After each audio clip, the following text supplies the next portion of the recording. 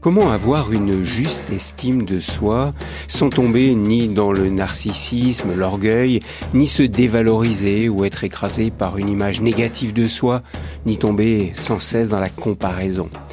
Christophe André, vous êtes médecin psychiatre. Pendant des années, vous avez accompagné à l'hôpital Sainte-Anne de Paris des personnes anxieuses, dépressives, avec souvent une très faible estime d'elles-mêmes.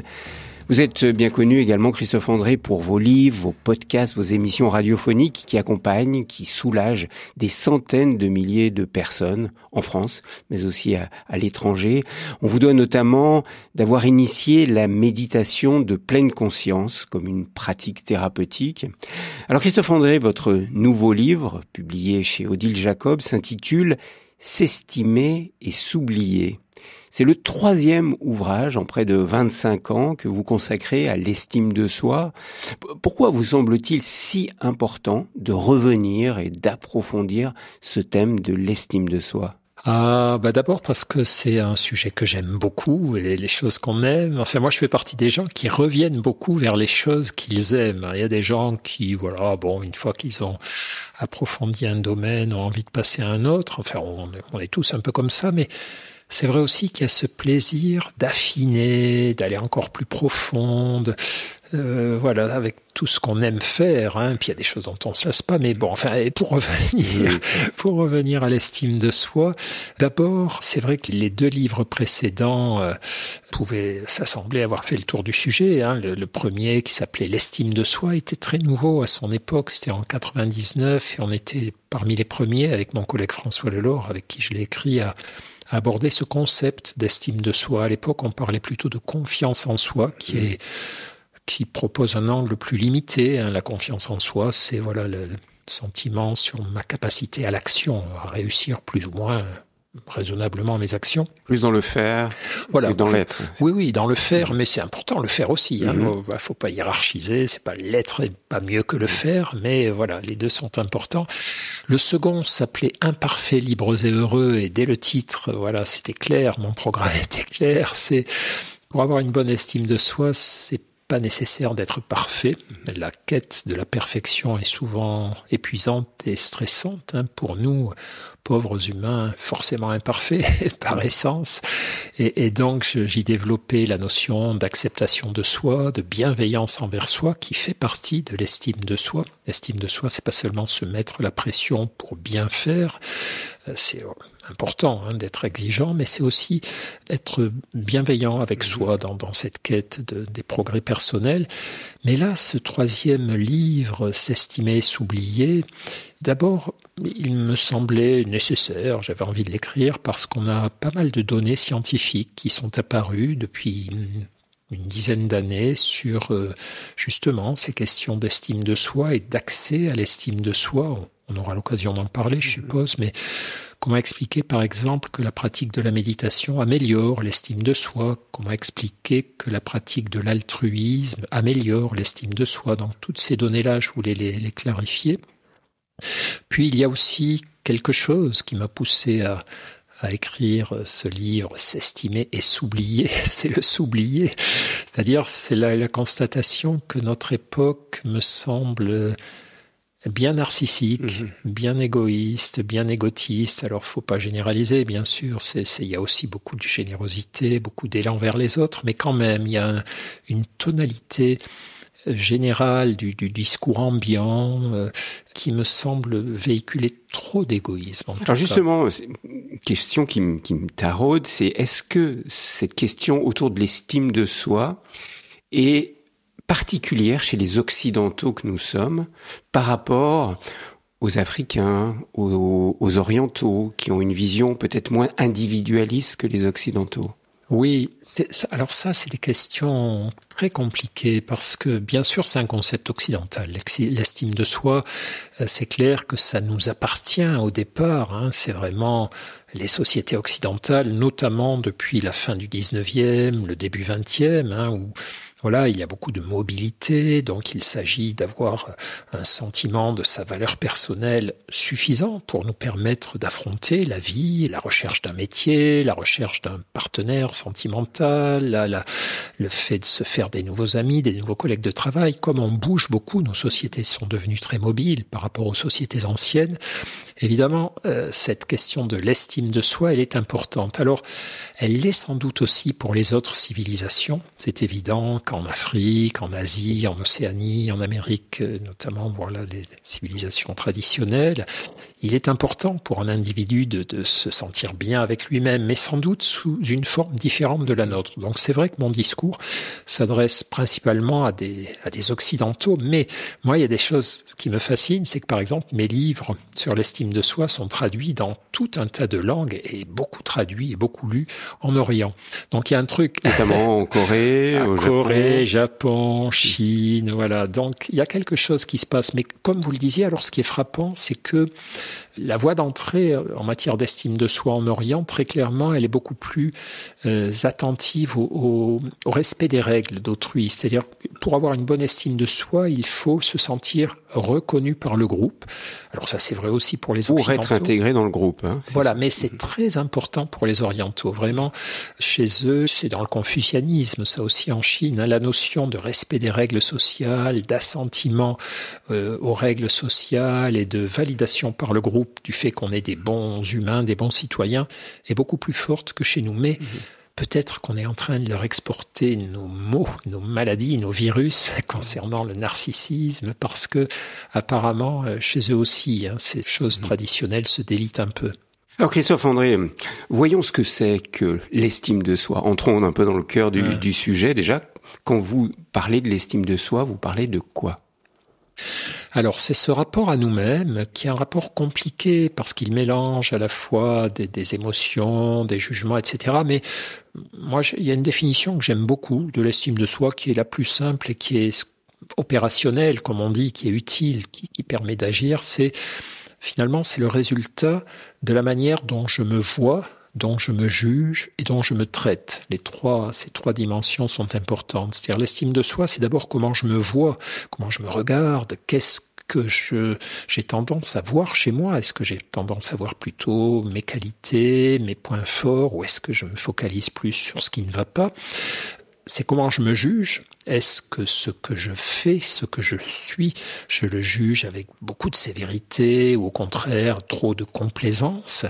Et puis, comment je me traite ? C'est peut-être le point le plus important d'ailleurs, hein, je le cite en dernier, mais il est premier, c'est-à-dire comment je réagis. Quand finalement j'ai réussi quelque chose, est-ce que je bombe le torse? Est-ce que je pense que je suis le roi des rois, le maître du monde, le plus beau, le plus fort? Ou est-ce que je reste calme, quoi? Je me dis, c'est agréable de réussir, mais voilà, ça n'en dit pas forcément beaucoup plus sur toi que tes échecs. Et de même, comment je réagis quand j'échoue? Est-ce que je me maltraite? Est-ce que je me fais des autocritiques destructrices? Est-ce que je me fais du mal? Ou est-ce qu'au contraire, je me dis, ça fait mal hein, d'échouer.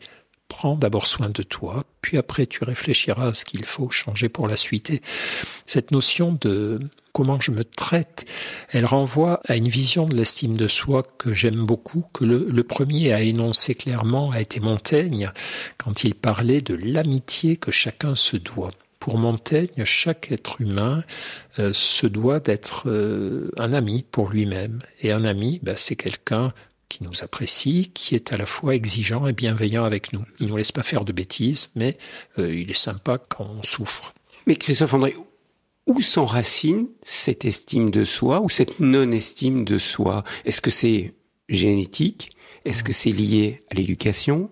Oui, c'est tout en même temps, La plupart de nos traits psychologiques sont la résultante d'un triple mélange. C'est-à-dire, d'une part, il y a certainement un peu de génétique.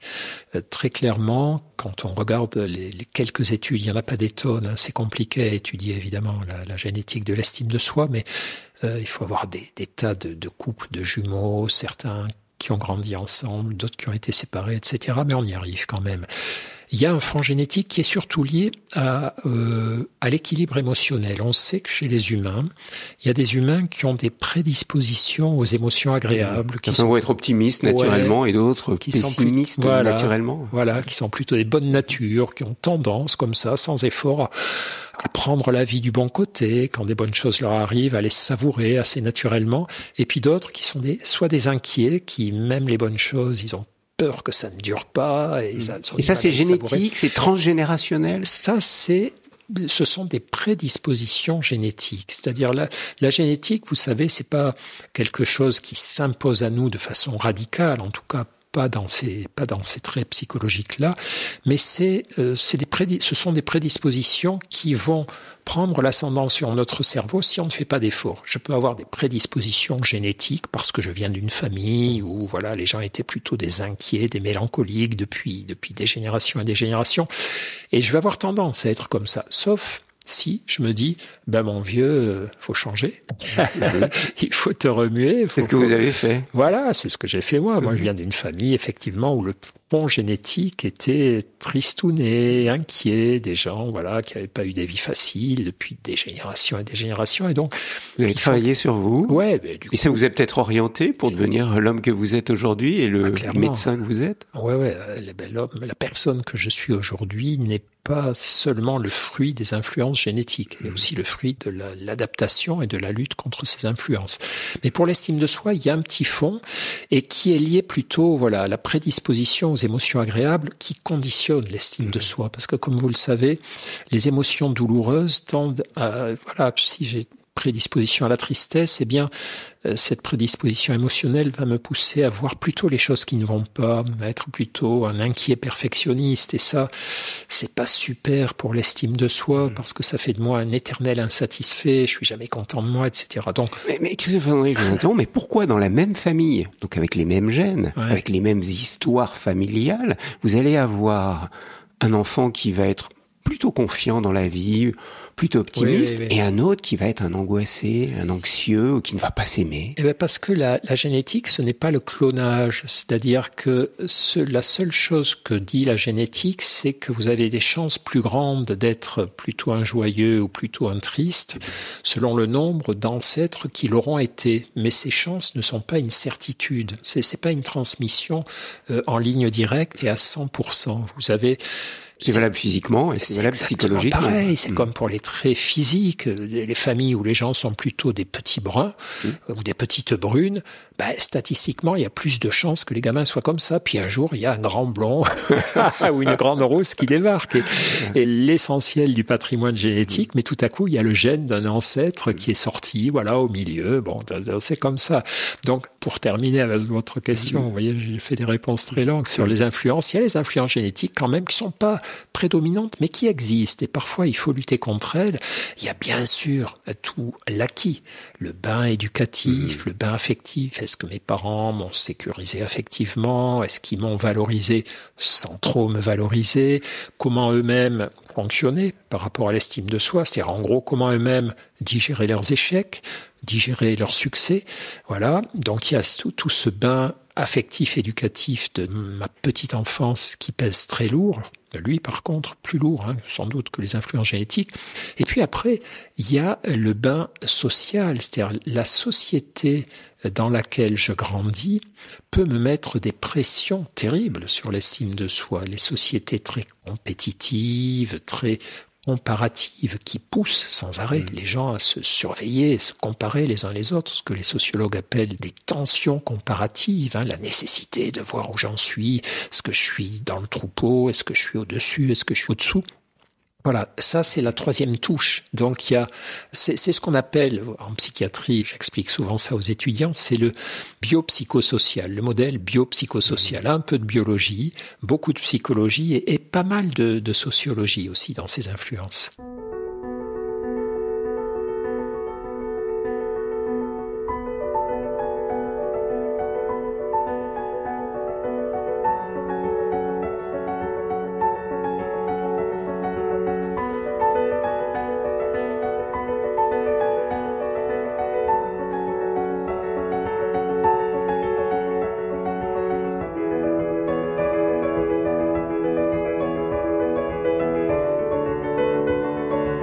Alors Christophe André, dans votre nouveau livre S'estimer et s'oublier, vous parlez à plusieurs reprises de l'impact des réseaux sociaux.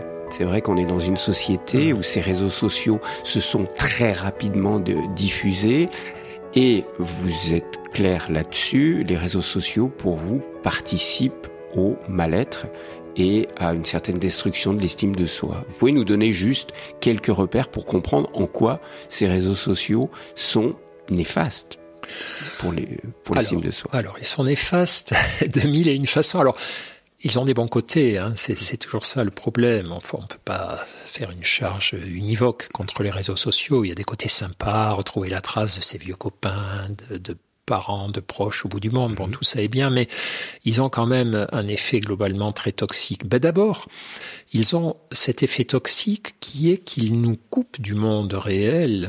Ce sont les scènes auxquelles on assiste toutes et tous, hein. Vous êtes au restaurant, vous voyez toute une famille qui ne se parle pas en attendant que les plats arrivent et qui chacun est plongé sur son téléphone portable dans les lieux publics, que ce soit dans les transports en commun, les bistrots, tout ça. Les gens ne s'observent plus, ne se regardent plus et du coup n'échangent plus, mais ils sont réfugiés dans sur leurs écrans.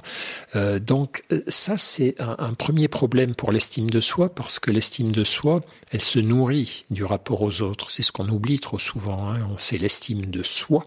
Intéressant, c'est pas du narcissisme, c'est pas du repli sur soi, c'est dans la relation aux autres. Elle se construit dans la relation aux autres, l'estime de soi. C'est l'estime de soi parmi les autres, hein. Ça, on pourra en reparler, mais si les humains sont dotés justement de ce sentiment qu'est l'estime de soi, de cette capacité qu'est l'estime de soi, c'est parce qu'ils sont des êtres sociaux. Si vous êtes un solitaire, Robinson Crusoe sur son île déserte, il n'a pas besoin d'estime de soi, c'est pas du tout ça qui est en jeu. Donc bref, les réseaux sociaux nous coupent des autres et nous tournent vers, bien sûr, d'autres autres, mais des autres virtuels, des autres mises en scène quelque part, et en montrant toujours leur bon côté. Alors ça, c'est le second côté toxique des réseaux sociaux, c'est qu'ils sont mensongers.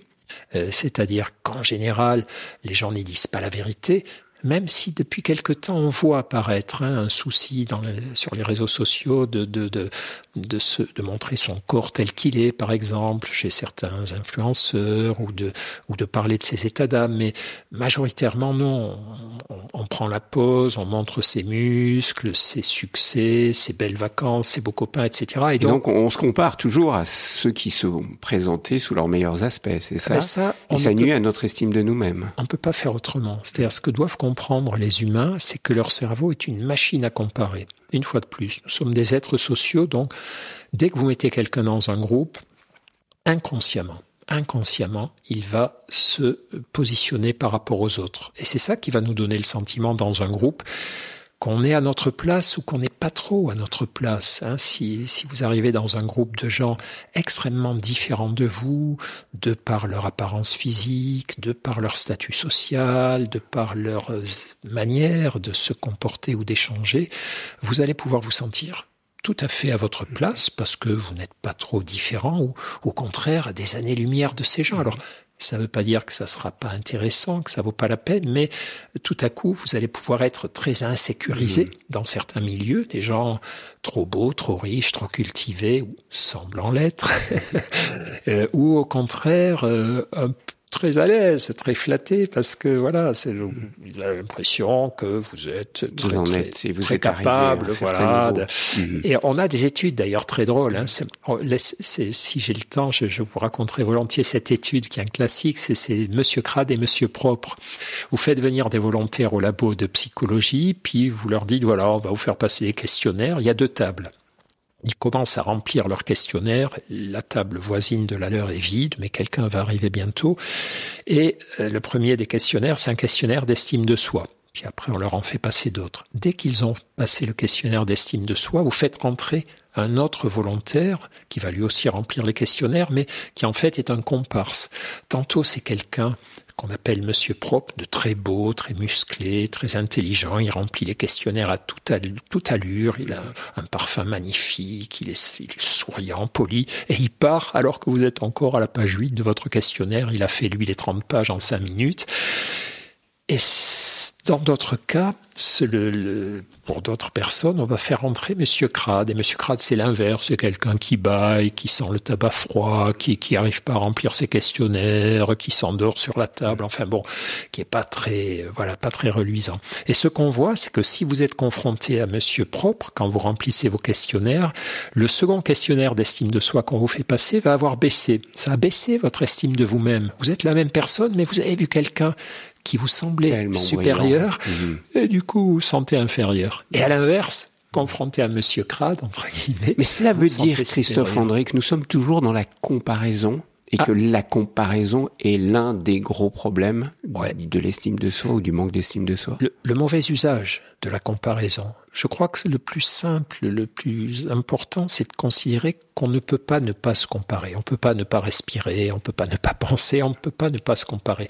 On va toujours se comparer, mais qu'allons-nous faire du résultat de ces comparaisons? Est-ce qu'on va se dire, bon, voilà, fais attention, quoi. C'est pas parce que tu as l'impression que cette personne, tu es plus ceci ou plus cela qu'elle, c'est pas forcément supérieur, puis ça veut pas dire que tu dois la mépriser, etc. Donc reste, c'est pas parce qu'elle a pas du tout le même avis que toi et que tu penses que t'as raison que tu dois, rentrer en combat, en conflit ou en mépris avec elle.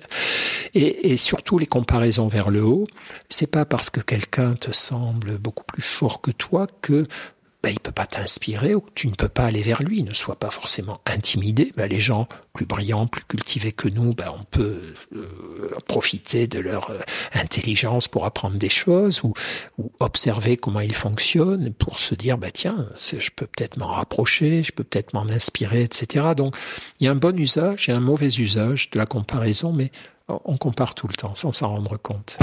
Visage RCF. En vous lisant, Christophe André, et en lisant cet abécédaire de votre livre, S'estimer et s'oublier, je me suis dit, mais fondamentalement, la question n'est-elle pas de se connaître soi-même? Pour s'estimer, pour apprendre à s'accueillir tel que nous sommes, ne faut-il pas grandir peu à peu dans une certaine forme de sagesse, pour reprendre l'expression antique, et apprendre à se connaître, à savoir qui nous sommes? C'est une des composantes, mais c'est pas la seule. C'est-à-dire, la connaissance de soi, bien sûr, elle est fondamentale. On vient d'en parler par rapport à la comparaison, c'est-à-dire la connaissance de soi, elle est indispensable pour comprendre comment je fonctionne, pourquoi je suis triste, pourquoi je suis envieux, pourquoi je suis fier, pourquoi je me sens dévalorisé. Si on ne se pose jamais ces questions, évidemment, on va continuer d'avancer dans le brouillard total et d'être le jouet des circonstances, le jouet des autres, le jouet des événements, le jouet du hasard. Donc oui, la connaissance de soi, elle est fondamentale, et bon, on le sait depuis Socrate, Gnotis et Othone, connais-toi toi-même, etc. Mais ça, pour un psychiatre, finalement, c'est c'est évident, quoi. Pour nous, c'est ça. Mais je sais pas si c'est aussi évident que ça. Non. Est-ce qu'on consacre du temps à vraiment réfléchir, à savoir, quand je dis qu'est-ce que je dis? Qui suis-je? Oui. Qui est derrière toutes ces émotions qui nous agitent? Bien sûr. Ces pensées qui arrivent. Est-ce que c'est moi qui pense finalement? Je regroupe beaucoup de choses là-dedans. Mais ce fameux jeu pour s'estimer soi-même, qui est-il? Alors ça c'est une question de philosophe. Qui est le jeu? Qui est le moi? Mais ce qui est sûr, là où vous avez raison, c'est que moi, une des choses qui m'aura le plus frappé dans ma carrière de psychiatre, c'est que c'est le peu de temps que les gens consacrent à se poser des questions sur eux. Quand on est psychothérapeute, on a souvent l'impression que le seul moment où les gens réfléchissent sur eux, c'est quand ils sont avec nous, et que le reste de leur vie, ils sont tête baissée, en train dans des actions ou des distractions. Soit ils se changent les idées, soit ils bossent, soit ils font leurs tâches familiales, professionnelles et tout. Mais donc effectivement, comment prétendre se connaître un tout petit peu? Ne jamais se connaître à fond, mais comment se prétendre se connaître un tout petit peu si on ne se penche pas régulièrement sur soi? Pour autant, il n'y a pas que ça. Pour autant, je pense que les clés de l'estime de soi ou les clés de l'équilibre personnel, elles sont triples. Il y a d'abord effectivement cette notion de la connaissance de soi qui est c'est l'affaire de toute une vie aussi. On se surprend aussi tout au long de notre vie. On se voit faire des trucs qu'on n'aurait jamais cru pouvoir faire quelques années avant. Donc la connaissance de soi, mais il y a aussi le lien aux autres. Moi, je crois beaucoup, et j'en parle beaucoup dans mon livre, que au travers des relations aux autres, mais des vraies relations, pas celles des réseaux sociaux, pas celles des mondanités, des vraies relations aux autres, les relations de longue durée, les relations d'amitié dans la longue durée. Vous êtes très sensible à les ça. relations de couple, les relations parentales, filiales, c'est-à-dire rester en lien avec les gens, même si par moments ils nous déçoivent, même si par moments ils nous font du mal, garder le lien et peu à peu comprendre ce qu'est un être humain avec ses côtés sombres, décevants, ses côtés lumineux, admirables, etc. Donc je crois que pour savoir qui nous sommes, prenons le temps de connaître vraiment les autres. Je me connaîtrai d'autant mieux que je connaîtrai les autres parce que finalement, on se ressemble beaucoup. Je crois que c'est Paul Valéry qui avait une très belle phrase à ce propos. Alors, il le disait mieux que je ne vais vous le dire. Il disait en gros, les humains se distinguent par ce qu'ils montrent et se ressemblent par ce qu'ils cachent. Autrement dit, tout ce qui fait qu'on est différents les uns des autres, les vêtements, l'apparence physique, la façon de vivre et tout ça, c'est du superficiel. En réalité, en profondeur, tout ce que nous n'affichons pas, c'est souvent ce qui nous fait ressembler les uns aux autres. Les mêmes souffrances, les mêmes émotions, les mêmes désirs. D'où l'importance de la bienveillance. La bienveillance avec l'autre tel qu'il est va m'aider à développer la bienveillance sur moi-même. Alors oui, d'abord parce qu'elle va me permettre de rester proche de l'autre et donc de continuer à le voir vivre, à le comprendre, à l'observer, et donc à apprendre des choses sur ce que je suis, moi aussi, un être humain. Puis après, la bienveillance, elle a d'autres fonctions, d'autres importances. Mais elle est importante pour l'estime de soi, la bienveillance. Vous l'écrivez dans votre livre. Oui, elle est importante parce que elle me sort de moi-même. Et c'est ça un des paradoxes de l'estime de soi, c'est que l'estime de soi, ce sont à la fois ces moments dont on a parlé, là, c'est se plonger en soi-même, réfléchir sur soi, mais c'est aussi beaucoup de moments où je me dis, ok, allez, c'est bon, sors de ton petit ego, observe les autres, va vers les autres, fais du bien aux autres, admire-les, sois bienveillant avec eux, et de la compassion, aide-les, sois altruiste, etc. Donc, toutes ces émotions du lien social, ces émotions positives, ces comportements positifs du lien social, leurs fonctions sont multiples. Ça nous apprend à mieux nous connaître, ça nous apprend à rendre le monde meilleur, ça nous apprend, à faire du bien aux gens qu'on aime ou aux gens qu'on croise. On peut être bienveillant avec des inconnus, etc. Donc, second point pour l'estime de soi, le lien aux autres, très très important. Et puis troisième point qu'il ne faut pas oublier, c'est le lien à l'action. L'action, finalement, c'est ce qui va solidifier, donner forme à mes idéaux et à mes désirs et à mes ambitions. C'est-à-dire, si je veux être un meilleur humain, il va falloir d'abord que je me connaisse un peu, voir ce qui m'empêche de faire le bien quand je veux faire le bien, etc., etc. Et c'est pas si facile d'être quelqu'un de bien. Deuxièmement, il va falloir que je vois un peu mieux, un peu plus clairement, que j'ai des intentions plus claires sur avec qui, quoi, comment, quand. Et puis troisièmement, il va falloir que je le fasse, que je m'y mette, que j'agisse. Et donc, les intentions ne suffisent pas à faire de moi un meilleur humain. Ce qui est important, c'est les intentions mises en action. Et qu'est-ce qui marche pas, comment les autres l'acceptent.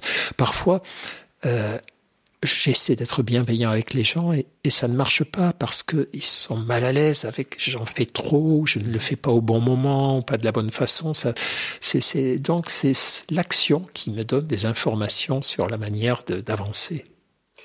C'est intéressant, Christophe André, depuis le début de notre échange, autour de l'estime de soi, vous insistez sur la relation.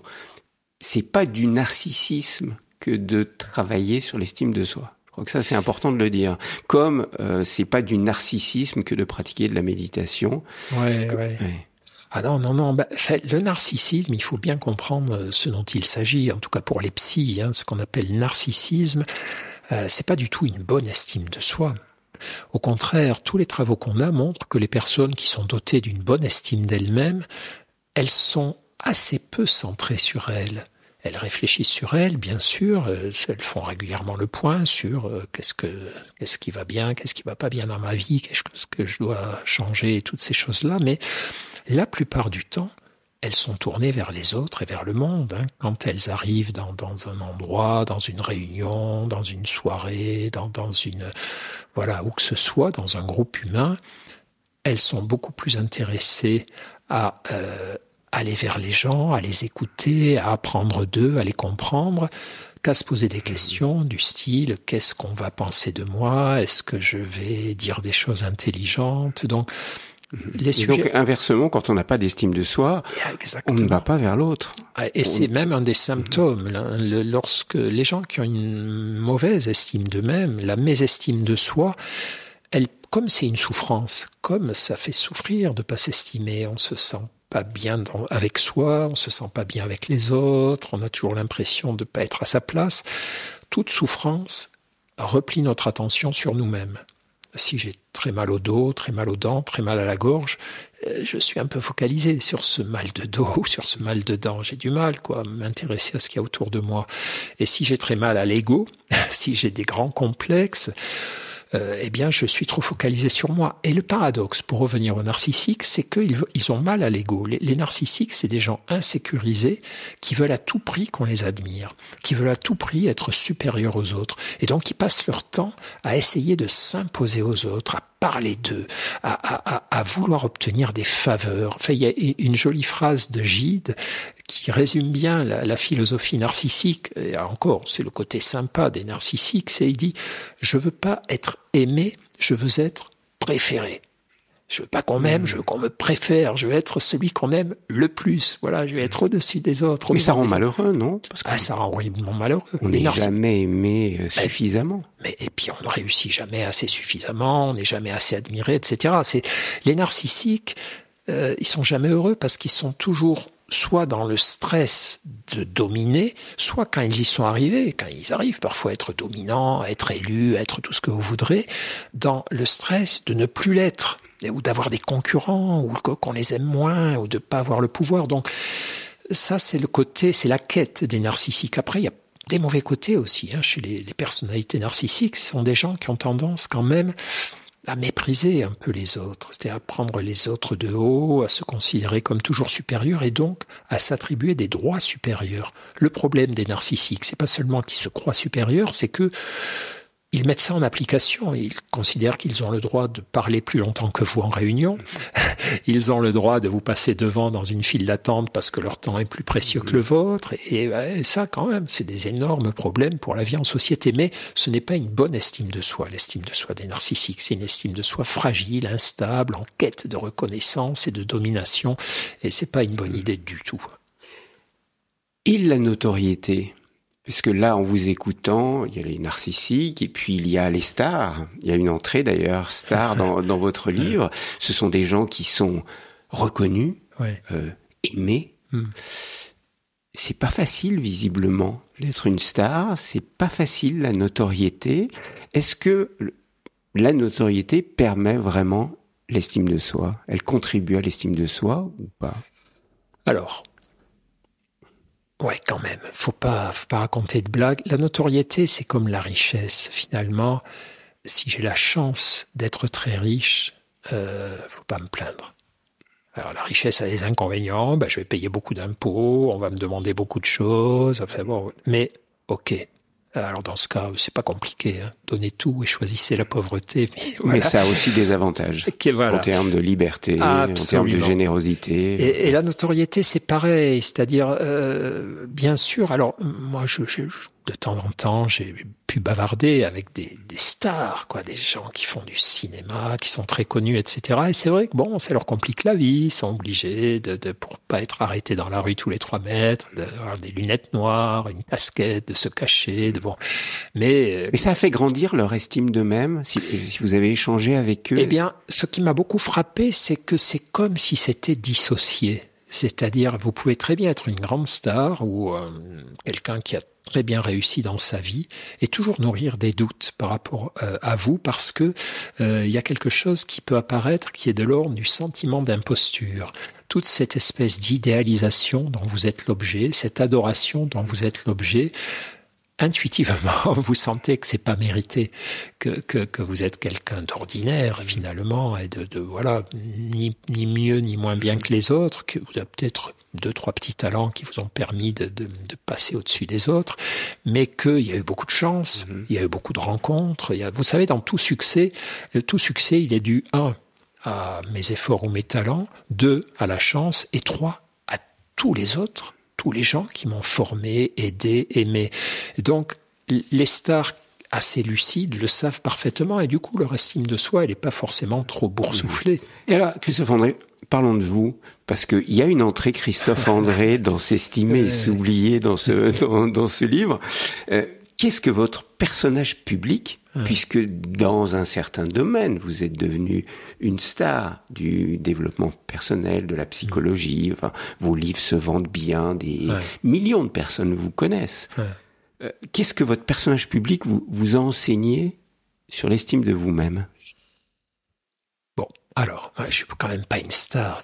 La star, c'est quelqu'un que tout le monde reconnaît, quoi, pratiquement. Bon, vous pouvez marcher dans la rue, mais ce matin, en prenant mon train pour venir chez vous, en montant sur le quai, j'ai vu votre photo pour annoncer ce livre. Donc, votre tête est affichée, les gens vous reconnaissent dans la rue. Vous le savez bien. De temps en temps. Non, mais ça, voilà. Bon. Après, il y a plusieurs Donc, il y a de la notoriété. Voilà, c'est une petite notoriété dans le milieu des gens qui aiment la psy, etc. Mais bon, vous avez raison, on se fait quand même reconnaître dans la rue, dans le train. Bon. Alors, comment vous gérez ça?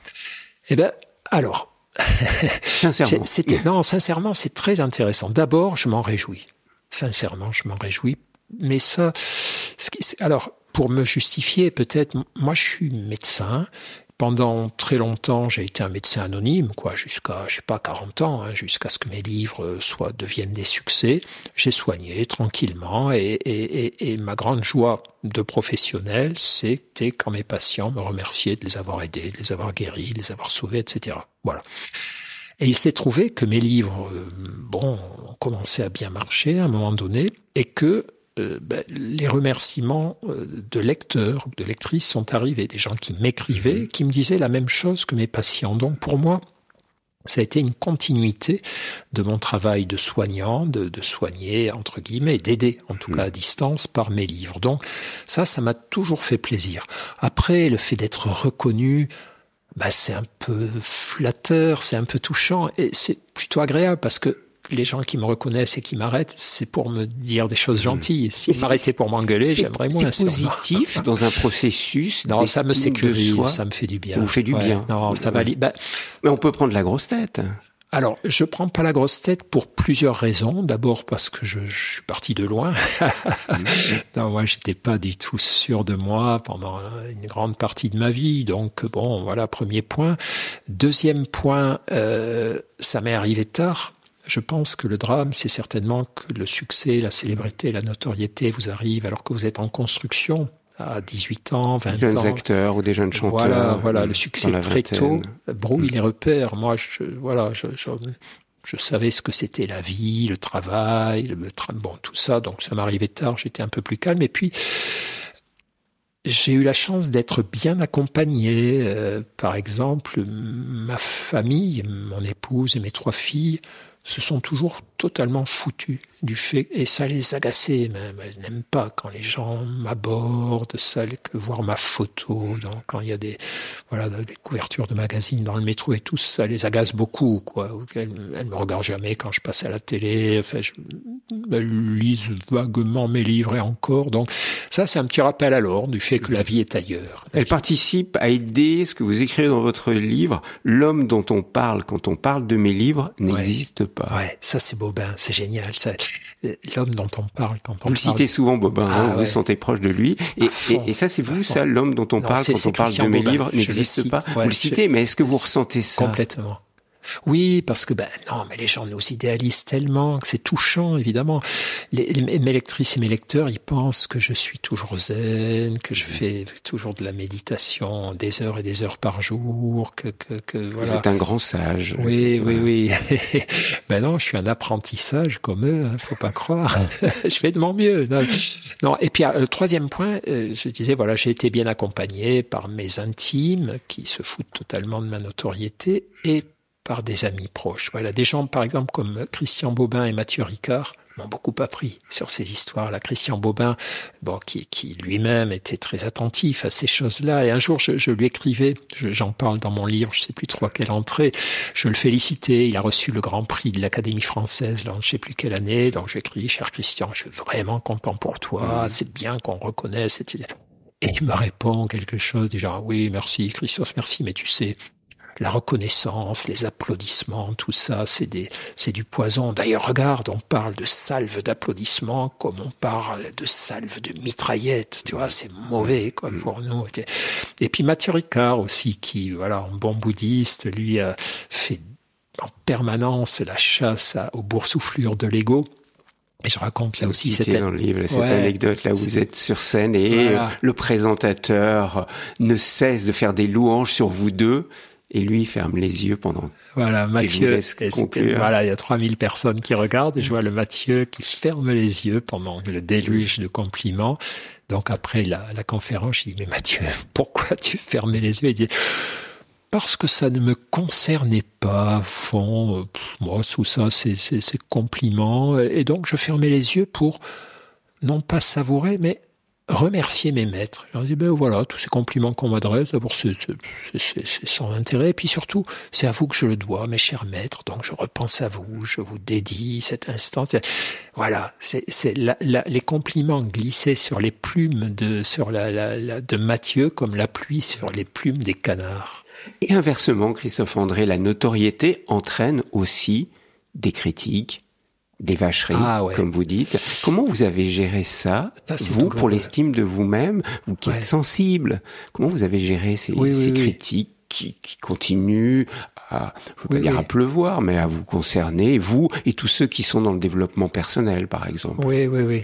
Ah oui, ça c'est dur. Au début, effectivement, on avance un peu naïvement, on fait de notre mieux, voilà, on écrit des livres où on met notre cœur, notre savoir-faire, nos convictions, on voit que ces livres font du bien, et puis on se fait allumer. Notamment alors par certains critiques des médias qui n'aiment pas notre style, qui n'aiment pas la psychologie positive, qui n'aiment pas la méditation, qui n'aiment pas qu'on ait du succès sans doute aussi. Et puis on se fait allumer sur les réseaux sociaux. La quantité. Et méchamment parfois. Hein. Ah ouais, méchamment, injustement, enfin à nos yeux, cruellement, enfin bon bref. Et alors est-ce que ça atteint votre estime de vous-même? Alors non. Sincèrement, c'est pas l'estime de soi qui est atteinte parce que moi je sais ce que vaut ce que j'écris. Moi je n'écris pas des chefs-d'œuvre qui méritent le prix Nobel, j'écris des livres, des bons livres d'aide psychologique, voilà. Pour aider les autres, c'est votre objectif. Je sais exactement ce que j'écris et ce que ça vaut et je pense que c'est des bons livres d'aide, bref. Mais donc ça remet pas en question l'estime que j'ai pour moi-même. Par contre, ça fait mal émotionnellement. C'est comme fait mal le fait de se faire insulter, même si on sait qu'on ne mérite pas les insultes. Et donc, au début, ça fait souffrir. Et on va trop sur les réseaux, sur les commentaires des sites internet. Et puis, au bout d'un moment, il y a un moment, j'ai eu un déclic en parlant avec des proches qui avaient... Je me suis dit, c'est le loyer. C'est le loyer de la notoriété, c'est-à-dire si tu es un petit peu connu, tu vas susciter ce genre de choses. Et là, c'est très simple, c'est un peu comme la richesse. Si ça t'ennuie d'être riche, appauvris-toi. Et si ça t'ennuie d'être critiqué sur les réseaux sociaux, dans les médias, disparaît. Disparaît, c'est-à-dire fait ce que Milan Kundera, je parle de Milan Kundera dans mon livre aussi, grand écrivain, donc né en Moravie, l'ancienne. N'aimait pas du tout les interviews, qui n'aimait pas du tout la notoriété, puis il disait, qui renvoyait à ses livres, point. Voilà, il voulait pas qu'on le photographie et tout, et il disait, moi je rêve d'une loi qui interdirait aux auteurs de mettre leur nom sur les livres. Et j'avais vu ça une fois en faisant une retraite dans un monastère. J'allais à la bibliothèque du monastère là pour passer un peu le temps. Et puis c'est là pour la première fois de ma vie que je suis tombé sur des livres où il y avait écrit un Chartreux, une Monial. Enfin, les gens ne signaient pas. Et Kundera disait, ben voilà, ça calmerait l'ego des écrivains, donc du coup, il ferait moins de livres, et puis ça calmerait la violence de ce milieu littéraire, parce qu'il s'était bien fait prendre à partie, lui aussi.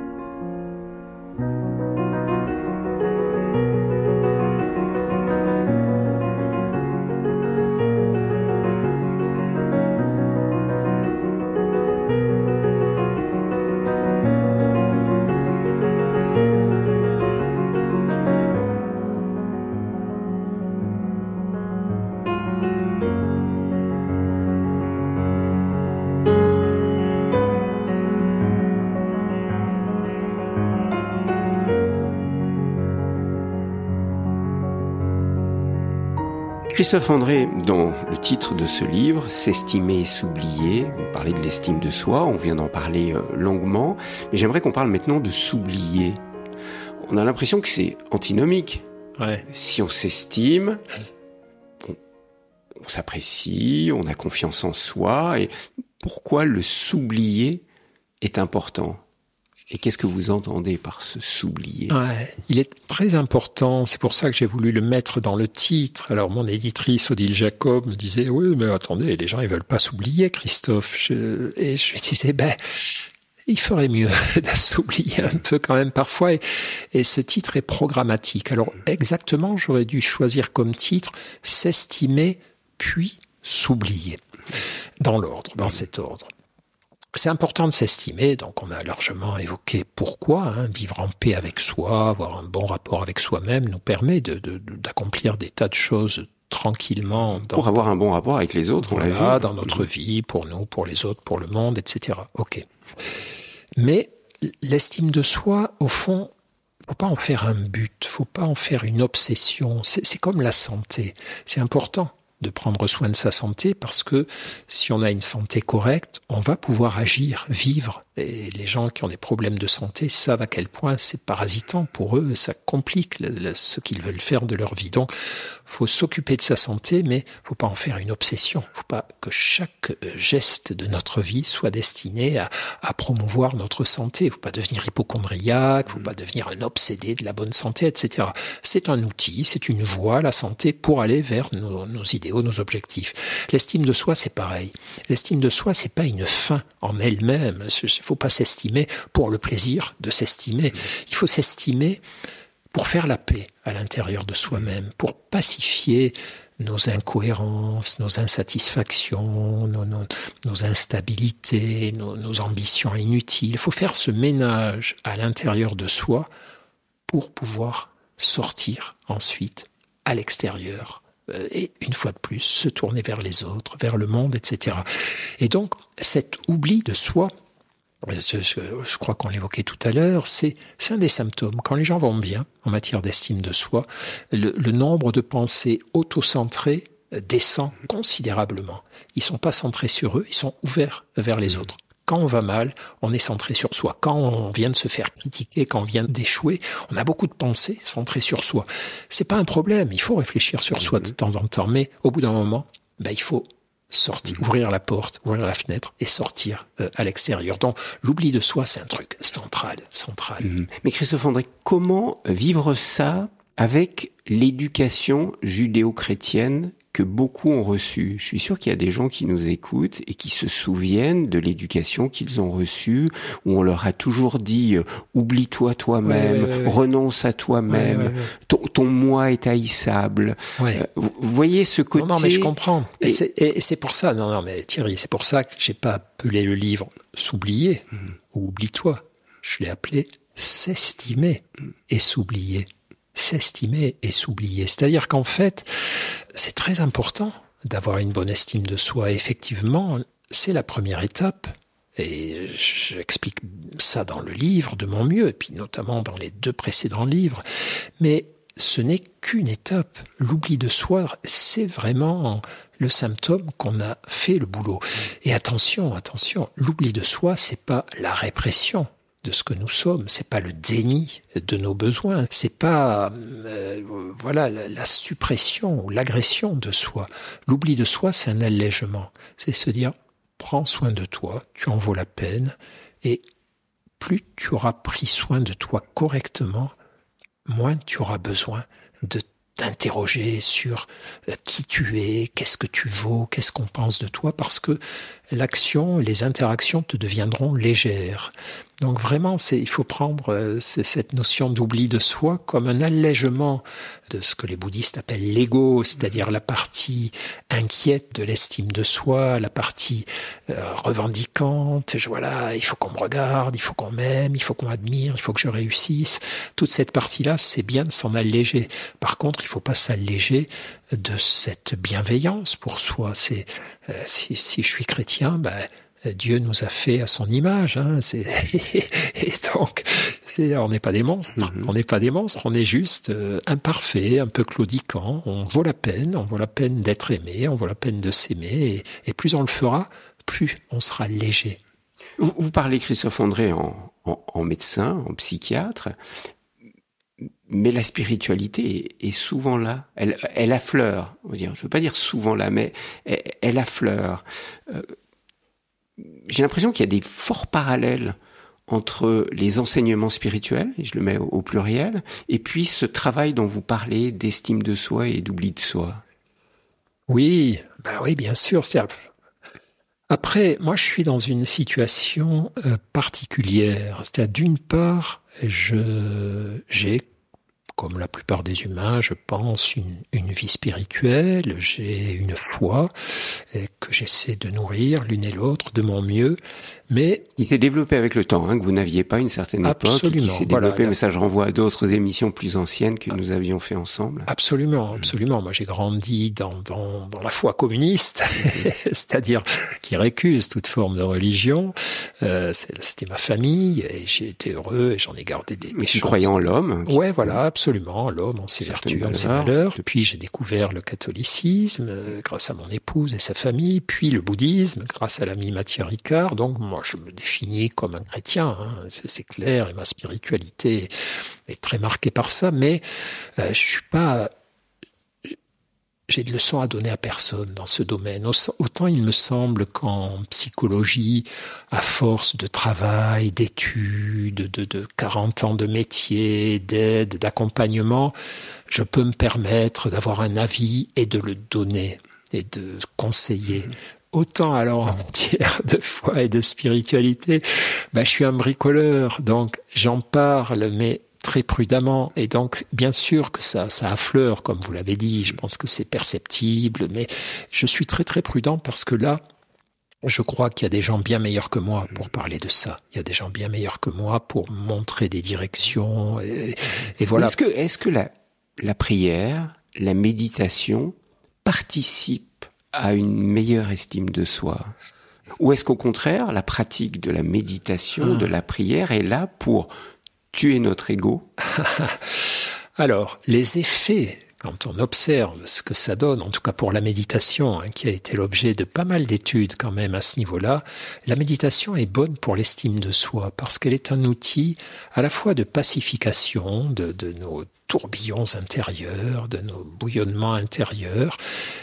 Elle est un outil de clarification. Elle nous permet quand même de mieux comprendre pourquoi finalement c'est absurde de se complexer comme on se complexe, ou d'être envieux, ou d'être insatisfait. Elle nous donne du recul par rapport à tout ce qui est un peu inutile en nous, comme agitation un peu vaine, un peu stérile. Donc on voit qu'indirectement, la pratique régulière chez les méditants améliore l'estime d'eux-mêmes.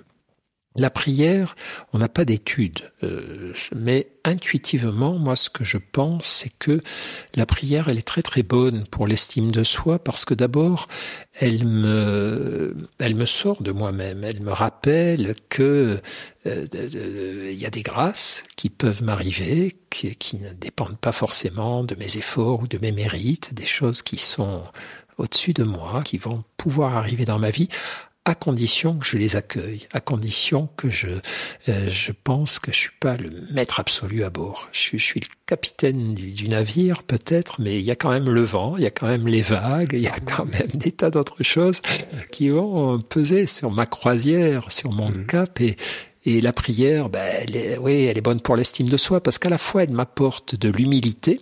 Je suis qu'un petit humain, je suis pas le roi de la jungle, et il me semble, de la sérénité et confiance. Et confiance, voilà. Ton Dieu ne te veut pas de mal. Donc, y a des épreuves, il y a des choses qui vont pas, mais voilà, mais il t'aime, il te veut du bien, donc va dans ce sens-là, quoi. Ne te fais pas de mal, c'est pas au programme. En fait, en vous lisant, Christophe André, tout au long de ce livre, je trouvais que vous nous ameniez vers une simple acceptation de qui nous sommes finalement, de se simplifier pour comprendre que il faut faire le mieux possible notre vie d'homme et de femme sur cette terre. Il y a quelque chose de simplifiant dans cette estime de soi. C'est vrai, c'est-à-dire l'acceptation, c'est pas la soumission, la résignation, c'est rester dans le réel, prendre le réel comme il est. Il pleut, j'accepte la pluie. De toute façon, que faire d'autre ? Il y a des gens qui me disent des vacheries que je ne mérite pas. Que faire d'autre que l'accepter ? Je suis pas aussi brillant que je le voudrais. Voilà. Mais une fois que j'ai accepté que ça existait, ça ne veut pas dire que je renonce à agir, que je renonce à expliquer aux gens que leurs critiques sont absurdes, que je renonce à m'améliorer ou que je renonce à sortir malgré la pluie. Je mets mes bottes, je prends un parapluie et je vais quand même voir mes amis, faire des choses. Donc ça, c'est vrai que cette acceptation est importante. La simplification aussi, c'est-à-dire à un moment donné, le summum de la psychologie, c'est Etty Hillesum, cette penseuse lumineuse, Etty Hillesum, qui est morte dans un camp nazi, malheureusement pour elle, et pour nous surtout, mais pour elle d'abord quand même, et qui avait une pensée splendide, que je vais mal rapporter. Elle disait au fond, tout le but du travail psychologique, c'est d'aller vers la simplification en ce qui nous concerne, mais par contre de rendre plus subtil et plus complexe notre regard sur les autres, d'essayer de mieux comprendre toute la richesse et la complexité des autres, et nous de simplifier un peu, notre vie intérieure et notre façon de nous comporter, d'aller vers le bien, de nous écarter du mal, et elle le dit plus joliment, il faut aller la lire en direct. Merci beaucoup, Christophe André. J'étais ravi une fois encore de cet échange avec vous. Je renvoie à votre livre, un abécédaire, donc il faut le déguster. Entrée par entrée, on peut choisir ses entrées.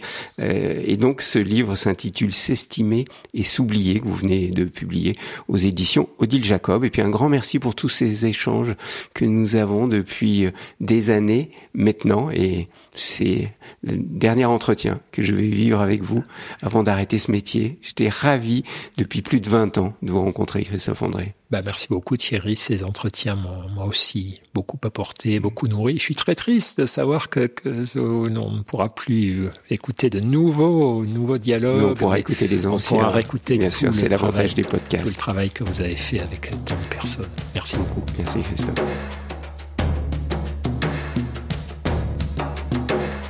Cette émission Visage vous a été proposée par Thierry Lyonnais, réalisation technique Nathan Faure.